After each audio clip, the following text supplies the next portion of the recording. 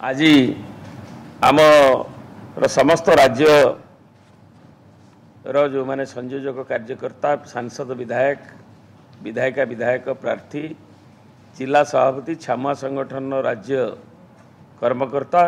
block नगर कर्मकर्ता आमर निर्वाचन मंडली नेतृवृंद को अवगति निमंते ताकू सर्कुलेट करा जाइछि एवं तांकर निर्देश से आज देइछन्ति एवं एथिरे गोटे पक्ष धरी जनसंपर्क पदयात्रा अभियान गांधी जयंती ठारू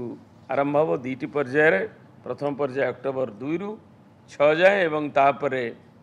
21 रु 30 तारीख जाए दीपावली व्यवहित पूर्वे शेष हम एवं आमर पुण्यात्मा गोपबंधुंकर पवित्र